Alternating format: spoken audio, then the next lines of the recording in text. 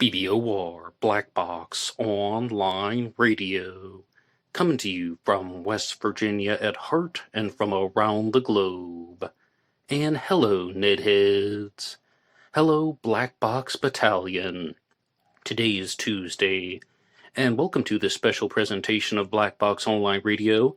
In this episode, I will be discussing the disappearance of Brianna Maitland from 2004. And many of you will know that on Tuesdays, I've been talking to you guys about the disappearance of Maura Murray, also from that year.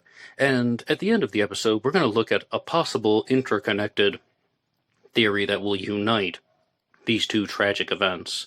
And you guys know the drill. You can hit the like button if you want, subscribe if you haven't, and drop a comment down below if you have something to say about the disappearance of Brianna Maitland. For larger things, you can send them to me at blackboxonlineradio@aol.com. And I am your host, Box Ned. So as I just mentioned, I do this regular segment about the disappearance of Maura Murray, and everything that I had learned about the disappearance of Brianna Maitland in the past had just been hearing little snippets on a Maura Murray-related podcast, or maybe a Maura Murray-related episode from something like the Oxygen Network. But this is the first time that I've really tried to get under the surface with the story of Brianna Maitland, because firstly, it's something that could genuinely be connected to Mora's disappearance, and also Brianna Maitland perhaps deserves her own standalone episode so we can investigate her case, evaluate the information, and try to get closer to the truth. Now, both of these incidents happened around a very similar time, in very similar parts of the country, very nearby, and there are so many similarities, undeniable similarities. And I was really expecting that if I were to do this episode, one sentence would be about Brianna Maitland and one about Maura Murray, and I didn't want to do it that way. So I'm going to try my best to save all of my Maura Murray comments for the end of the episode, and I'll provide an introduction to the disappearance of Brianna Maitland. Brianna Maitland was last seen on February 19th of 2004. She was working at a place called the Black Lantern Inn, where she worked as a dishwasher. She was 17 years old, and she had decided to drop out of high school and develop a more independent lifestyle. Even at 17, she was no longer living at home, and she was living with a friend. But she still planned to get her GED and go to college. And on the last day that she was seen alive by her family, but she actually went out to lunch with her mother to celebrate taking her GED exam. Now, as far as these things go, I mean, I wouldn't exactly call it normal, but it's not unheard of. I mean, I knew somebody that did something very similar. They moved out of their parents' house when they were 17 and they lived with a friend. Again, it's not the most normal thing, but it's not the most bizarre thing either. And I don't necessarily know that that would have played a major role in her disappearance.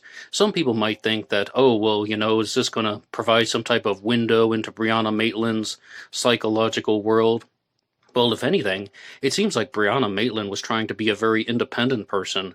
Not only did she work at the Black Lantern Inn, but she also worked at another restaurant, which was a diner. And it appeared by all accounts that she was just going to try and go home and sleep it off, so then she could go to work at her other job. And once again, she wouldn't be going to her parents' home. She'd be staying with somebody else when she was trying to rest up and then go work at the diner. So she has two jobs. She was studying for her GED. She had just taken her GED exam. And then her car is found missing. And this is not on March 19th, but it's discovered on March 20th of 2004. And to help us out, we're going to look at a website called Dark Down East. I repeat, Dark Down East, which is dedicated to the Brianna Maitland case. And this has a section here on the discovery of the car. It was around 1:15 p.m. on Saturday of March 20th, 2004. A Vermont state trooper had just been dispatched for a report of an abandoned car. As he approached the scene, along Route 118 in the village of Enosburg Falls, he tried to make sense of the odd sight in front of him. There was a vintage boxy boat of a car backed into a weathered old farmhouse. And that is a crazy sentence to read. There are just so many letter sounds and combinations going on there. A vintage boxy boat of a car backed into a weathered old farmhouse. And I was so surprised when I saw the photo of this for the first time, because the house is actually called the Dutchburn House, where this car crash took place. It is absolutely not what I expected. It looked like the car had been driven in reverse, but at the same time, it didn't look like the car had been going at an extremely high speed. Otherwise, there would have been more damage to the car and more damage to the house. It's just a very, very odd image. And I was like, well, what on earth could have taken place? And furthermore, the driver of that car, Brianna Maitland, seems to have vanished. Well, what could be the cause? Let's keep going here. As described by private investigator Lou Berry, it was found literally backed into and up against the farmhouse. In fact, it hung up on the foundation of an abandoned house called the Dutchburn House. The Dutchburn House was an old farmhouse once occupied by brothers Harry and Myron Dutchburn. It had been abandoned since the 90s, some years after a violent home invasion that left the farmers severely injured. Before they boarded the place up, the brothers had seen more than a couple drivers go off the road and right into their yard. It's right on a curve, so cars would go off the curve sometimes when they're driving too fast, so they'd go into the field or get stuck in the snow or the mud or whatever, and they'd come up and they'd bang on the Dutchburn's door, and they'd get up and they'd get the tractor and haul them out.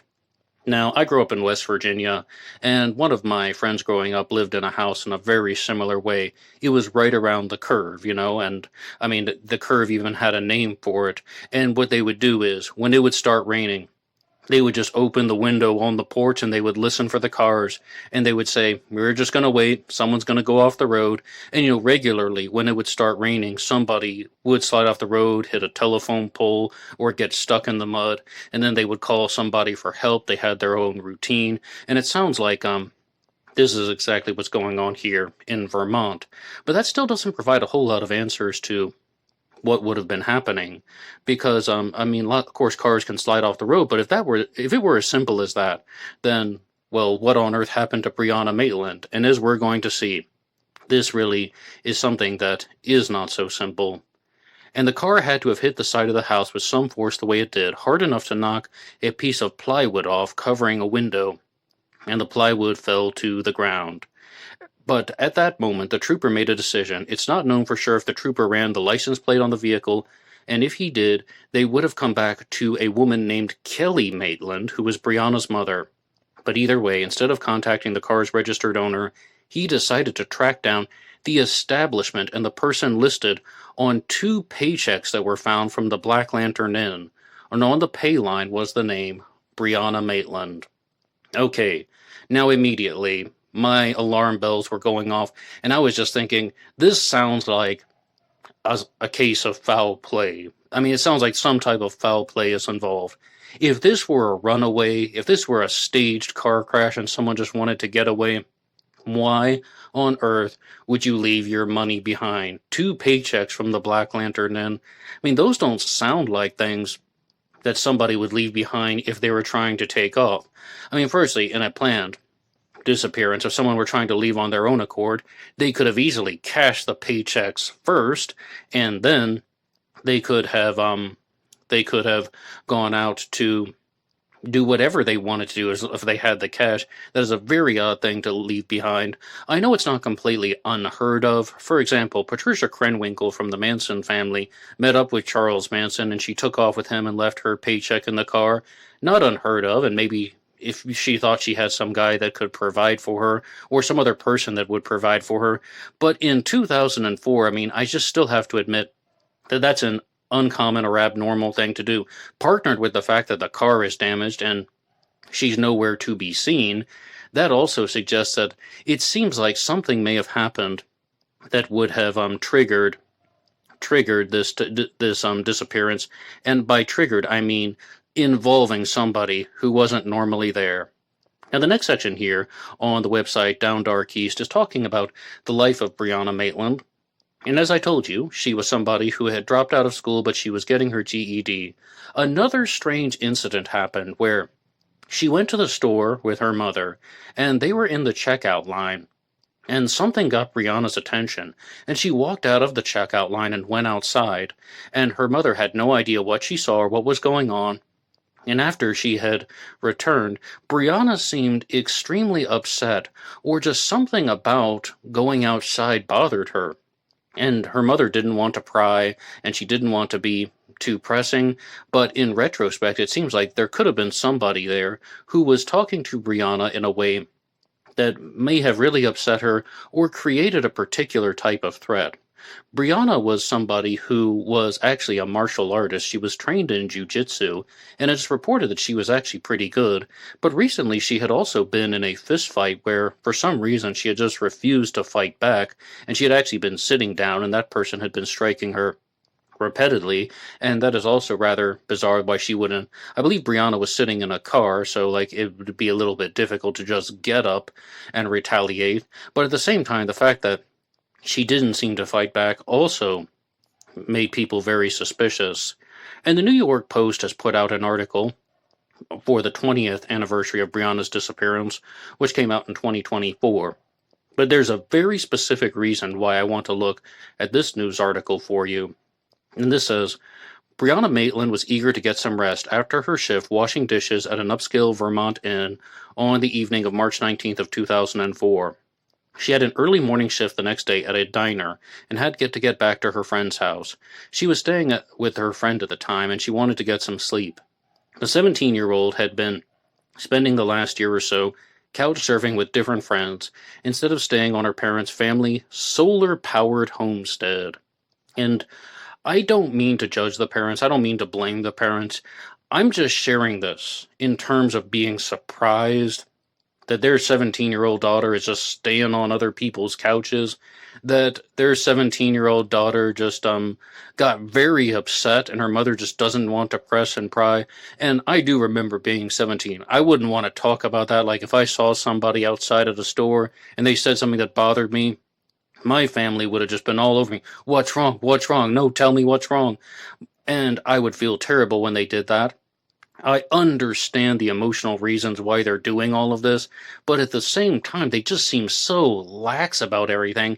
It's shocking. It really is shocking in retrospect that they wouldn't be trying to extract more information out of her, or just show a little bit more of a boundary in Brianna's life. And again, they absolutely could not have foreseen her disappearance, but I'm just surprised all the same. So, the authorities found Briana Maitland's vehicle crashed backward into an abandoned farmhouse located in a rural area near Route 118, about a mile from the Black Lantern Inn.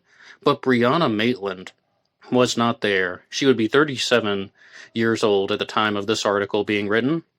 March 19th is a very rough time, her father Bruce Maitland told Fox News. I've learned over the years to cope. I miss Brianna a lot and I think about her every day.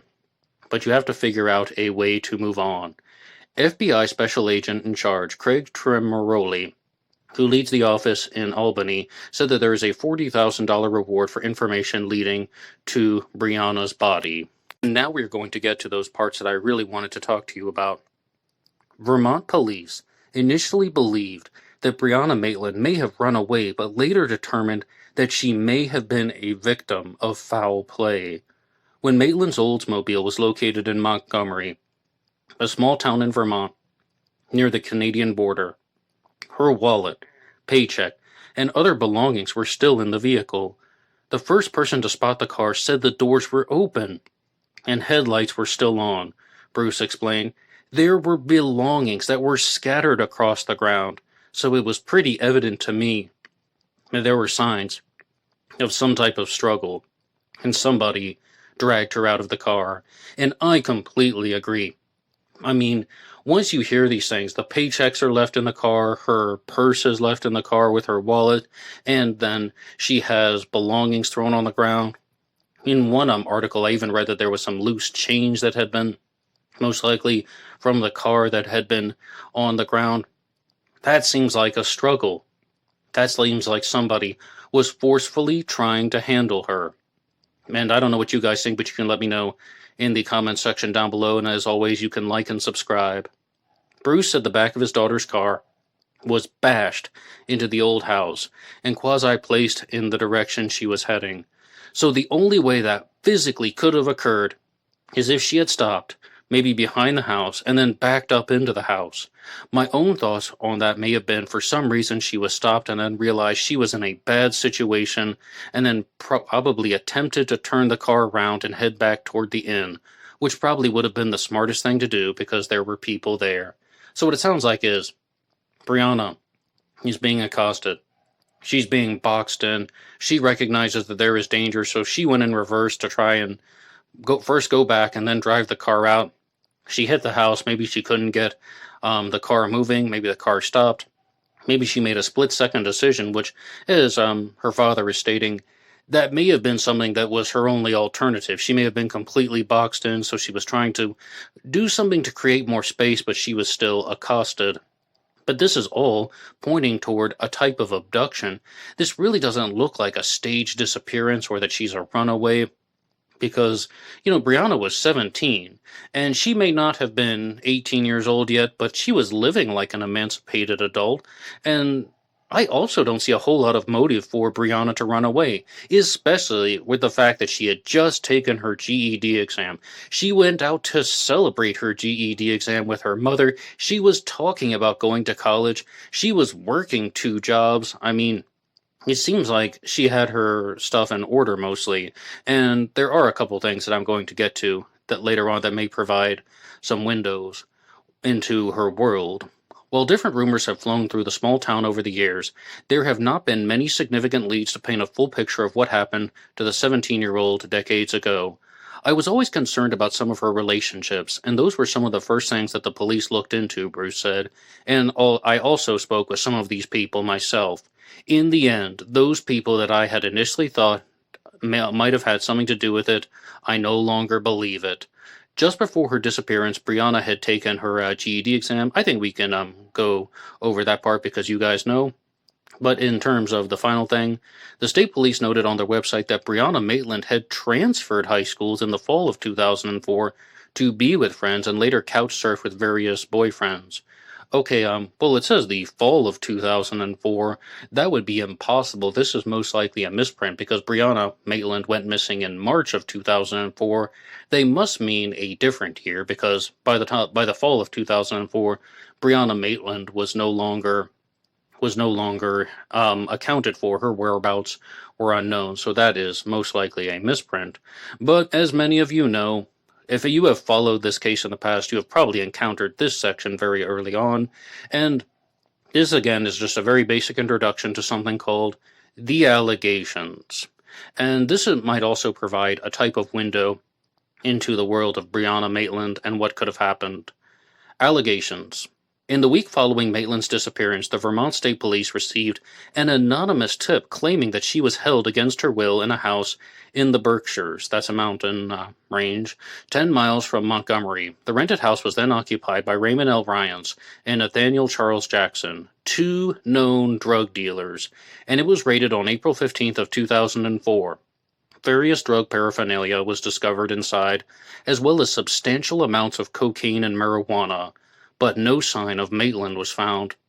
Ryans was arrested during the drug raid charges, and upon interviewing Maitland's close friends, law enforcement was informed that Maitland had experimented with hard drugs in the recent past, specifically crack cocaine, and was an acquaintance of Ryans and Jackson.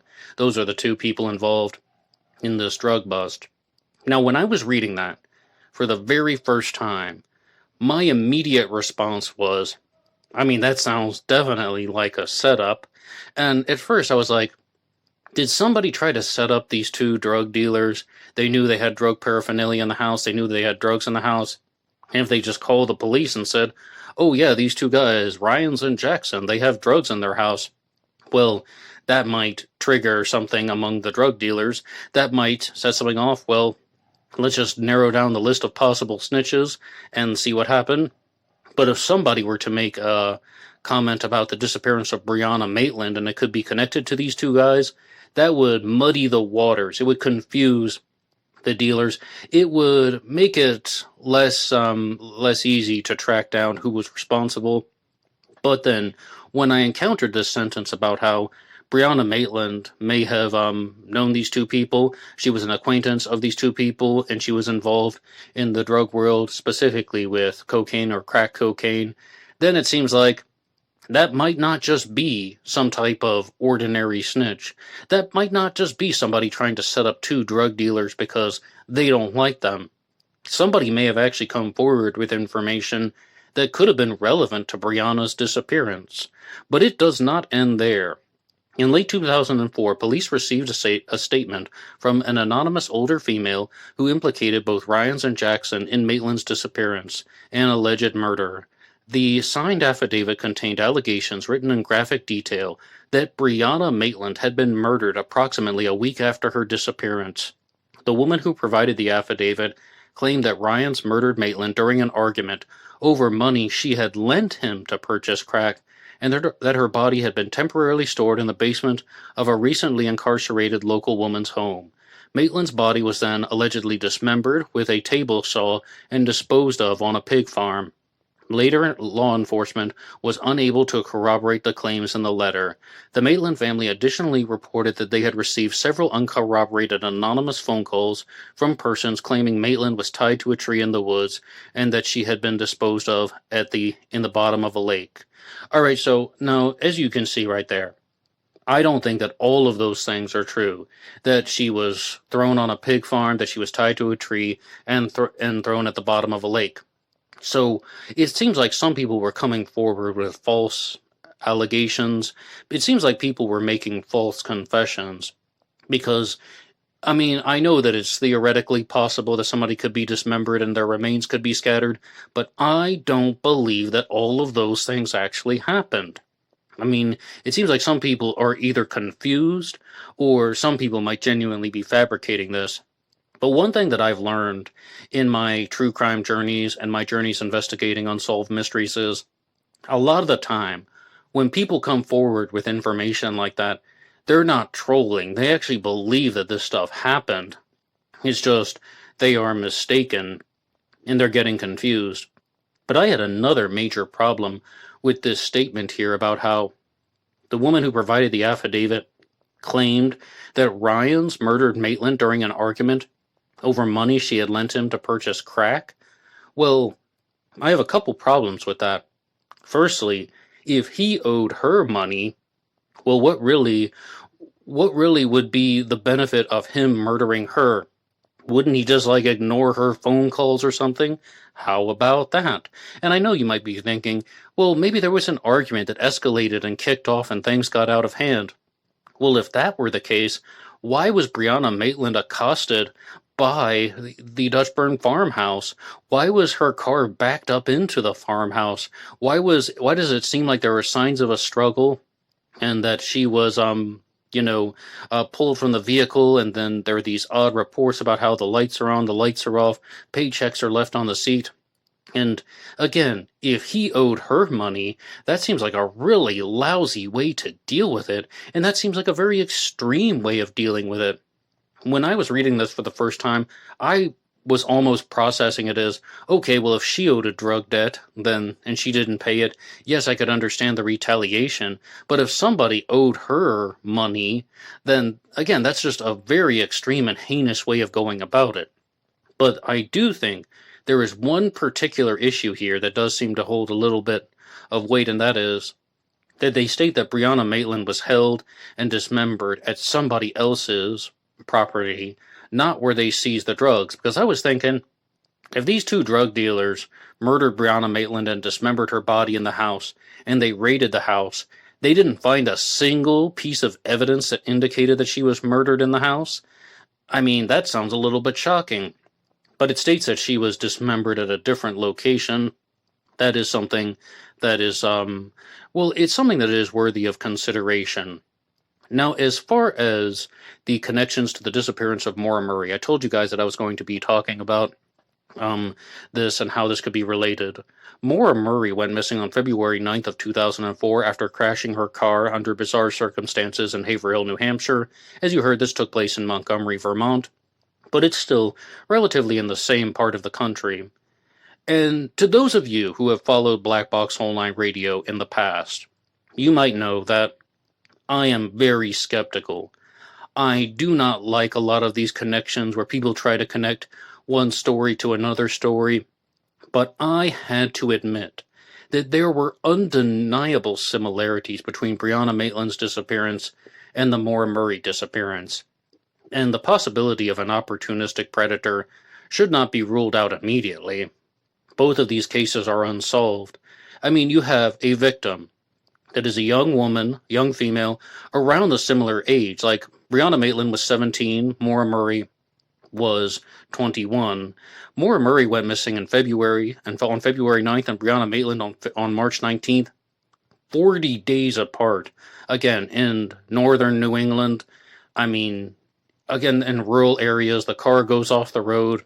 There's some type of suspicious circumstance that is happening with the car crash, and then the girl is never seen again. These are major similarities. I think that the biggest difference between these two cases is, with Brianna Maitland, it seems pretty clear that she was abducted, that she was forcefully taken from the vehicle, and it also seems like some people may have done some things to the car. Maybe they went back and turned the lights off, and it's also reported with Brianna Maitland that the doors were unlocked. Just a lot of suspicious things. But when you hear that there are items in the parking lot, she left behind her wallet and her paychecks, that seems like Brianna Maitland was abducted. And her father's analysis of this might be completely spot on, that somebody probably boxed her in, was blocking her car, so she went in reverse because she was trying to escape, and then the car hit the barn. It may have just been her only option at the time. With Maura Murray, none of that is present. Mora had a lot of damage to her car for some very bizarre reasons. Mora's car went off the road, most likely hit a patch of snow. She lost control of her Saturn. But one thing that I don't talk about too much is, maybe these are just bad experiences for me, is I used to drive a Saturn. It was not a Saturn as old as Mora's, and I mean, I drove it very briefly for like 3 weeks, and twice it went off the road when I was going around a curve, and something just happened where I was trying to turn and then it just went straight. And other people had very similar problems with driving Saturns, but Mora goes off the road. She's starting to stress out. She's feeling bad. She decides to walk for 100 yards. Search dogs were able to track Maura Murray's scent for 100 yards, and then it just seems like she did that much on her own accord. It seems like there are possibilities in the Maura Murray case that she may have left on her own volition, and she succumbed to the elements in the woods. She may have left her car. She was trying to solve the problem herself. She may have entered the woods voluntarily. And it's also possible that Mora walked 100 yards and then she got in someone else's car. There are so many reasons. Like, we do not know why Maura Murray did the things we did, but we do know a lot about Brianna Maitland. With Brianna Maitland, it seems like, she was involved with some unsavory types, some people who had connections to the drug world. It seems like there was some money that was going around that somebody felt that they were owed, but it also seems like Brianna Maitland was somebody who had some secrets from her parents, and they weren't necessarily trying to press her too hard for the secrets. That actually is another commonality between Maura Murray and Brianna Maitland, but once again, the families would have no idea that these things were going to take place. Now, if we were going to look at the possibility of a predator attacking both of them, that this isn't a drug-related incident, and this isn't some type of just a person walking into the woods. If there actually was someone who's just kind of driving around and looking for people in vulnerable places, looking for young white females between the ages of 17 and 21, and they happen to encounter two of them 40 days apart, I wouldn't be surprised at all. Same victim type, like victimology. MO is rather similar. Someone who's off on the side of the road in a secluded area. Somebody has damage to their car. There are just very, very strong similarities. And I would really, really think that that's almost inserting the boogeyman in the dark type of theory where, oh, well, this must be responsible because an opportunistic serial predator did it, but crazier things have happened. I told you guys, I approach this with a certain degree of skepticism, but I am fully aware that there are opportunistic serial killers out there, and I thought that I was going to dismiss all the links between Mora and Brianna Maitland, but it turns out there actually are some that are worthy of consideration. I think, though, with Brianna Maitland, these drug connections might take precedence over the opportunistic serial killer. I mean, that might be something that's a bigger issue, and that she was abducted and held hostage because of the drug conditions. I mean, these stories, though, even as I say that to you right now, I am forced to admit that there are so many problems with that drug story. Okay, so some guy owes Brianna Maitland money, and then he holds her hostage in a basement for 7 days, then decides to kill her, then decides to dismember her body.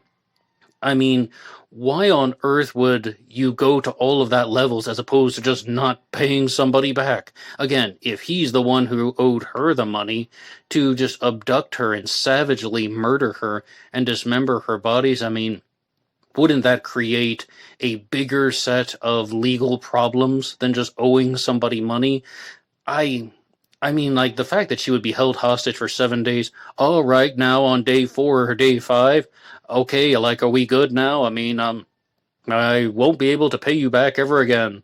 I mean, like, what really would be the conversations or the mental process going on with that? Although, I also want to introduce a new variable, and that is that with Brianna Maitland, she could have been targeted by somebody that she knew. And a big difference with Maura Murray and Briana Maitland is she may have been targeted by someone that she knew because she was last seen going to work, leaving work, very close to where she was staying. Like, she's on her home turf. Maura Murray was not on her home turf. Maura Murray left Massachusetts, where she was a student, and drove to New Hampshire and went off the road, never to be seen or heard from again. Nobody knows why she drove to New Hampshire. Nobody knows what she was thinking. With Brianna Maitland, we know what she was doing. She's just living her ordinary life, more or less. And again, she's on her home turf. And if we're going to talk about opportunistic predators, I also want to introduce a new variable. Maybe it's not a drug deal gone wrong. Maybe it's not a drug debt that somebody owed somebody. Maybe somebody eyed her down. They set her up. They told her to meet at a particular place, and then this person was responsible for Brianna Maitland's murder.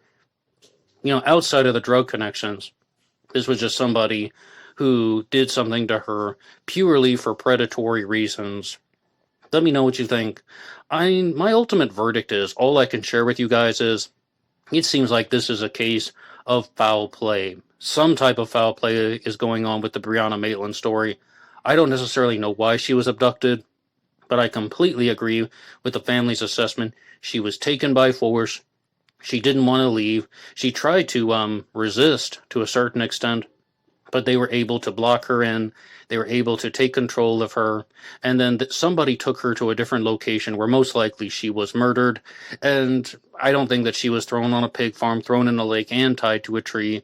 I think some people were just confused. Maybe they had some overactive dopamine surges in their brains.